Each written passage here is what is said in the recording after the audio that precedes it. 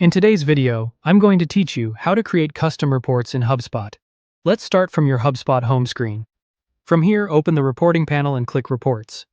This takes you to the place where all your analytics live. To build something new, click Create, then choose Create Report. This path opens HubSpot's reporting tools so you can tailor exactly what you want to measure. Next, pick Custom Report.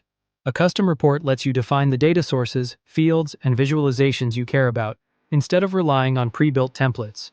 It's ideal when you want precise insights, like comparing performance by owner, stage, or any property that matters to your process. Click Next to continue.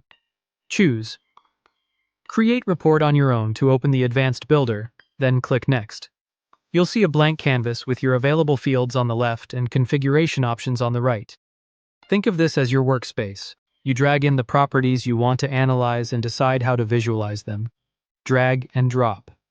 Contact owner into the configuration area. This groups your results by the person responsible for each contact, which is great for accountability and team comparisons. You'll immediately get a sense of who owns which contacts and how they're distributed. Now drag Lifecycle stage into the report. Lifecycle stage segments your contacts by where they are in your funnel, like subscriber, lead, MQL, and so on, so you can spot movement and bottlenecks. Add Lifecycle stage again to another field area, such as a breakdown or filter, to refine your view.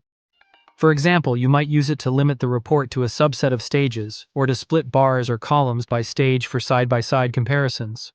The idea is to shape the chart so it tells the story you need. Once you're happy with the layout and fields, click Save Report. If a confirmation appears, click Save Report again.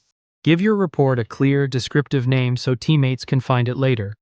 Something like Contacts by Owner and Lifecycle stage works well. Then click Next. Set the privacy for your custom report. Choose whether it's private to you, shared with a specific team, or visible to everyone who should have access. Pick the option that aligns with your data policies and who needs to use the insight. Finally, click Save. That's it. Your custom report is ready to use. You can revisit it anytime from the Reports area, tweak filters as your questions evolve, and keep your insights current without rebuilding from scratch. Thanks for watching, and subscribe for more.